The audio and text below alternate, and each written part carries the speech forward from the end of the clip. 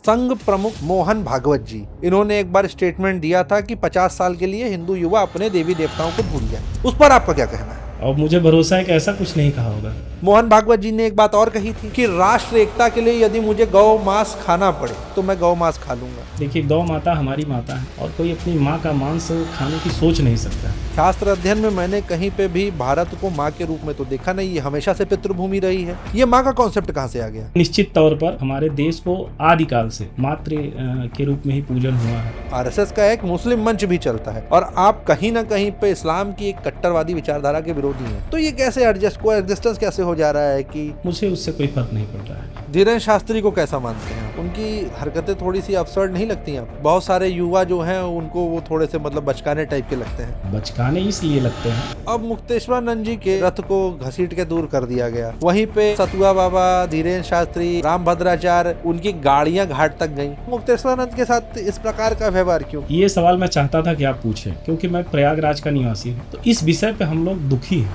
क्योंकि पूरे देश में एक स्वयंसेवक के लिए राष्ट्र बड़ा है कि धर्म? अगर राष्ट्र कल को कहे कि राम मंदिर को तोड़ के मस्जिद बनाना है तो आप राष्ट्र के साथ जाएंगे कि धर्म के साथ जाएंगे?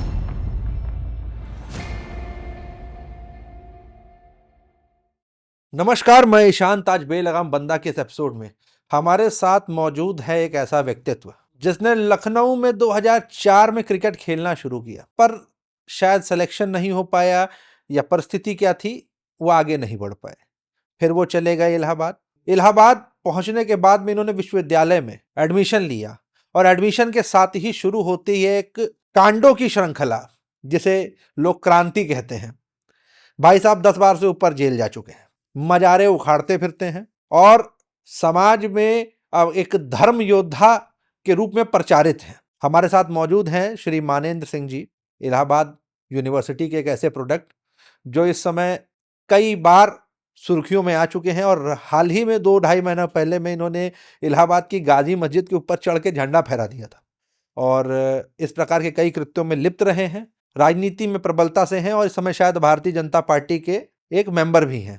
तो मानेंद्र जी, मैं अब आपसे ही शुरुआत करता हूं प्रश्नों की कि क्यों करते हैं ये सब? अभी जो आपने परिचय दिया है, ऐसा कुछ नहीं है। एक साधारण व्यक्ति है, बस असाधारण सोच है, उसी सोच को लेकर आगे चल रहे हैं। बाकी सब कार्य आप स्वयं ही बता रहे हैं। नहीं, मैं ये समझना चाहता हूं कि हिंदुत्व की विचारधारा जिसके लिए लोग लड़ते रहते हैं, बातें उठती रहती हैं, इतने सारे राजनीतिक दल, इतनी सारी विचारधाराएं, हर आदमी हिंदुत्व की अपनी एक अलग परिभाषा लेके चला रहा है। तो इसमें आप हिंदुत्व की राजनीति करने आगे बढ़े हैं, जो हिंदुत्व की राजनीति करने आप आगे बढ़े हैं, वो हिंदुत्व की राजनीति साकार कैसे होगी जब इतने सारे मत, इतने सारे पथ और इतने सारे धार्मिक अनुष्ठान, हर व्यक्ति का अपना एक विचार है इस हिंदुत्व की राजनीति में और इतने घनघोर विचार हैं कि एक दूसरे के प्रति लोग आक्षेप लगाने में कोई कसर नहीं छोड़ते।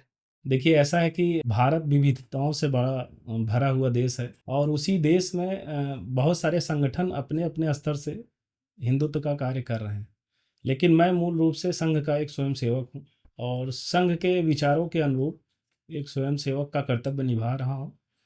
और जो सनातन धर्म संस्कृति का एक अंग है, वो क्षत्रिय संस्कार के रूप में मैं सनातन रक्षक के रूप में भी एक जिम्मेदारी निभा रहा हूँ, जो मेरे हिस्से की जिम्मेदारी है, जो मुझे गलत लगता है। और विश्वास मानिए, जब से हिंदुत्व का कार्य हमने मुख्य रूप से शुरू किया है, तब से हमें पता चला कि हिंदुओं के ऊपर कितने आघात किए जा रहे हैं, कितनी साजिशें रची जा रही हैं और कौन कौन से षड्यंत्र रचे गए हैं जिसमें हमें फंसाने की कोशिश की जा रही है। तो जब ये सब चीज़ें देखी हमने, तो हमें तो विश्वास नहीं हुआ कि हमारे इस लोकतांत्रिक देश में, जहाँ ये हमारा देश है, हिंदुओं का देश है, उसी देश में हमारे खिलाफ, हमारे ही बीच में जो हमारे ही खाने पीने पे लोग जी रहे हैं, वो लोग हमारे ही खिलाफ षड्यंत्र कर रहे हैं। तो हमने संकल्प लिया कि इसके खिलाफ अब लड़ना पड़ेगा और उसी संकल्प का नतीजा है जो अभी आजकल आप देख रहे हैं, जो भी हमने सनातन धर्म के लिए इधर बीच किया है विगत वर्षों में, वही सब कारण है। आपने स्वयं को संघ का एक भाग बताया। संघ प्रमुख मोहन भागवत जी, इन्होंने एक बार स्टेटमेंट दिया था कि 50 साल के लिए हिंदू युवा अपने देवी देवताओं को भूल जाए और आप संघ के नाम पे श्री राम के नाम का पट्टा अपने गले में डाले हुए हैं उसको डाल के बैठे हैं और इन्हीं राम को भूलने की बात भी संघ का प्रमुख कर रहा है, उस पर आपका क्या कहना है? नहीं, इस तरह का कोई बयान हमने तो नहीं सुना है। प्रचारित है उनके नाम से? हो सकता है, लेकिन जब तक हम नहीं सुनेंगे हम उस पर क्या कह सकते हैं, और मुझे भरोसा है कि ऐसा कुछ नहीं कहा होगा। अच्छा, चलिए, खैर वो कहा तो गया है, लेकिन अगर आप स्वीकार नहीं करना चाहते हैं तो बात अलग है। मोहन भागवत जी ने एक बात और कही थी जी कि राष्ट्र एकता के लिए यदि मुझे गौ मांस खाना पड़े जी तो मैं गौ मांस खा लूंगा। और हिंदुओं में गौ माता को लेकर बड़ी मतलब संवेदनशीलता है, जी। इस पर क्या कहना है आपका? अब संयोग से ये बयान भी हमने नहीं सुना है, अरे बाप। लेकिन राष्ट्र हित की बात है। देखिए, गौ माता हमारी माता है और कोई अपनी माँ का मांस खाने की सोच नहीं सकता है। कहने की बात अलग है, अब वो किस संदर्भ में कब कैसे क्या कहा गया वो हम नहीं जानते हैं। गौ, अगर कोई अपनी माँ को, और भारत माँ और गौ माँ दोनों हमारी माताएं हैं, तो कोई अपने माँ का हित सोच नहीं सकता, और संघ का स्वयंसेवक तो नहीं सोच सकता है। सनातन परंपरा और व्यवस्था में किस ग्रंथ के अंदर भारत को माँ लिखा गया है? अब ग्रंथों का अध्ययन तो है नहीं हमारे पास, लेकिन हम लोग जो सीखते हैं सामाजिक व्यवस्था से सीखते हैं। जो हमारे संस्कार हैं यही हमको शिक्षित करते हैं, जो हम अपने माता पिता से सीखते हैं, हम लोग बचपन से ही। और हमने जो अभी तक अपने छात्र धर्म में सीखा है कि हम लोग अपनी भारत को माँ कहते हैं, अपनी गौ माता को माँ कहते हैं, और जो हमारी माँ है वो भी हमारी माँ है, गंगा को भी हम माँ कहते हैं। तो ये हमारे संस्कार में है, और ये सब चीज़ें हम लोगों ने बचपन से ही सीखी हुई। शास्त्र अध्ययन में मैंने कहीं पे भी भारत को माँ के रूप में तो देखा नहीं, ये हमेशा से पितृभूमि रही है। ये माँ का कॉन्सेप्ट कहाँ से आ गया? अब क्योंकि मैं कोट तो नहीं कर सकता हूँ, लेकिन निश्चित तौर पर जो हमने जाना है, हमारे देश को आदिकाल से इस भारत की भूमि को मातृ के रूप में ही पूजन हुआ है, तो निश्चित तौर पर ऐसा होगा। मातृभाषा होती है, मातृभूमि होती है, मातृ राष्ट्र नहीं होता। हाँ, तो जो मातृभूमि है वही राष्ट्र के रूप में परिकल्पित है। नहीं, ये गलत परिभाषा है। अब क्या, चलिए यह बताइए कि संघ के आप विचारधारा से समानताएं रखते हैं। संघ मुस्लिम मंच भी चलाता है, जी आरएसएस का एक मुस्लिम मंच भी चलता है, और आप कहीं ना कहीं पे इस्लाम की एक कट्टरवादी विचारधारा के विरोधी हैं। जी। तो ये कैसे एग्जिस्टेंस कैसे हो जा रहा है कि? क्योंकि मेरी जानकारी में तो नहीं है मुस्लिम मंच, अगर होगा भी तो मुझे उससे कोई फर्क नहीं पड़ता है, क्योंकि मैंने जो बतौर स्वयंसेवक, क्योंकि मैं कोई संघ का वरिष्ठ पदाधिकारी नहीं हूँ, एक स्वयंसेवक हूँ, जो एक स्वयंसेवक के रूप में हमने जो प्रशिक्षण प्राप्त किया है उसमें हमने सिर्फ अपने राष्ट्र को, अपने धर्म को सर्वोपरि रखने का जो है की शिक्षा ग्रहण की है, और उसी को मैं जानता हूँ।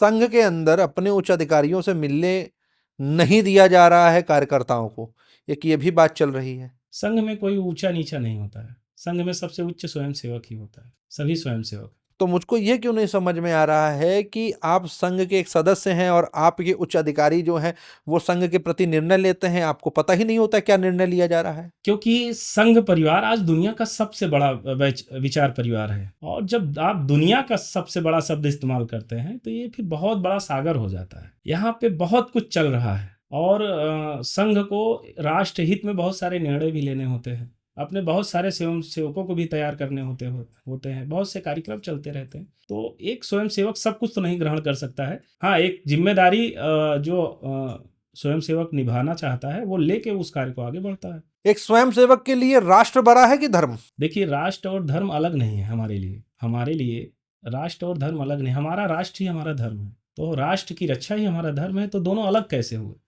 हमारे लिए दोनों एक ही तत्व है। अगर राष्ट्र कल को कहे कि राम मंदिर को तोड़ के मस्जिद बनाना है तो आप राष्ट्र के साथ जाएंगे कि धर्म के साथ जाएंगे? राष्ट्र कह नहीं सकता है, क्योंकि राष्ट्र कौन है? जो राष्ट्रीय भावनाएं हैं वो राष्ट्र की भावनाएं कभी बदलती नहीं है, तो ऐसा तो संभव है नहीं। मात्र 15,000 लोग जिस व्यवस्था को चलाते हैं, जिसमें आईएएस पीसीएस की लॉबी से लेकर नेता और मंत्री हैं, यदि वो सब एक समांतर विचारधारा के आ जाएं, तो क्या राष्ट्र की परिभाषा तय करने वाले वो 15,000 लोग नहीं होंगे? राष्ट्र बहुत बड़ा स्वरूप है। राष्ट्र सिर्फ कुछ लोगों के विचारों से नहीं निर्मित होता है, उसकी परिकल्पना बहुत बड़ी होती है, उसमें बहुत सारे भाव होते हैं, और उसका अतीत होता है, उसका वर्तमान होता है। तो राष्ट्र को इस तरीके से परिभाषित आसानी से नहीं किया जा इसी सकता। परिभाषित राष्ट्र का एक भाग कट के पीओके बन गया जी। इसी परिभाषित राष्ट्र का एक भाग कट रहा है और वो धीरे धीरे धीरे धीरे चिकन नेक जी। उस परिस्थिति में जा रहा है कि अलग राष्ट्र बन जाएगा। इसी राष्ट्र के अंदर लोग दलितिस्तान, जाटिस्तान, नए पाकिस्तान की डिमांड भी कर देते हैं। इसी राष्ट्र के अंदर लोग अपने अलग हिस्सेदारी की बात कर देते हैं। इसी राष्ट्र के अंदर लोग कहते हैं कि फलानी जाति की बिटिया दो, तब हम एकता मांगेंगे। गलत विचार है। तो ये आप कैसे कह सकते हैं कि ये राष्ट्र जो है एक बहुत बड़ा स्वरूप है? ये तो मुझे इसीलिए तो छोटे मैं कह छोटे रहा हूँ स्वरूप नजर आ रहे हैं। इसीलिए तो मैं कह रहा हूँ कि यहाँ बहुत कुछ है, लेकिन अच्छे विचारों के साथ गलत विचार भी हैं। और जो आपने पीओके की बात की, और जैसे हमसे टूट के पाकिस्तान, बांग्लादेश, अफगानिस्तान भी बने हैं, ये हमारी पीड़ा है। और हम लोग ये भाव रखते हैं कि अखंड भारत के रूप में एक न एक दिन ये हमारे टूटे हुए हिस्से हमसे ज़रूर जुड़ेंगे। उस संकल्प को भी लेकर हम लोग चलते हैं। तो ये टूटे हुए हिस्से जुड़ेंगे कैसे? उसकी एक लंबी यात्रा होगी, और उस यात्रा को हम लोग चरणबद्ध तरीके से आगे बढ़ रहे हैं। उसमें आप कन्वर्ट होंगे या वो कन्वर्ट होंगे? नहीं, कन्वर्ट जो हुए हैं वो होंगे, हम तो मूल रूप में हैं। शंकराचार्य कहते हैं मिट्टी पे गिरा दूध पीने योग्य नहीं रह जाता। तो क्या आप दूध छानने के इरादे में हैं? नहीं, पूज्य शंकराचार्य जी अगर कुछ कहे हैं तो सही होगा, उसमें हम क्या कह सकते। शंकराचार्य जी तो आपके योगी आदित्यनाथ जी को हुमायूं की औलाद भी कह चुके हैं। नहीं, आप कौन से शंकराचार्य जी के बारे में कह रहे हैं? मैं ये अब मुक्तेश्वरानंद ज्योतिर्मठ वाले की बात कर रहा हूँ। अब देखिए, वो भी हमारे लिए पूज्य हैं, लेकिन हमारे हिंदू समाज के जो हम सब के अगुआ हैं, माननीय मुख्यमंत्री जी, वो लगातार जब भी, अभी हमने कल भी उनका बयान सुना है कि उनका संदेह है, या बहुत सारे हिंदुओं का भी संदेह है कि ओम मुक्तेश्वरानंद जी वास्तविक शंकराचार्य नहीं है। तो अभी उस पे हम टिप्पणी नहीं करना चाहते हैं, क्योंकि मैं एक सनातनी हिंदू होने के नाते सभी हिंदुओं का सम्मान करता हूँ। वो सही है गलत है, ये बड़े स्तर की चीज़ें हैं, उस पर निर्णय वरिष्ठ लोग लेंगे।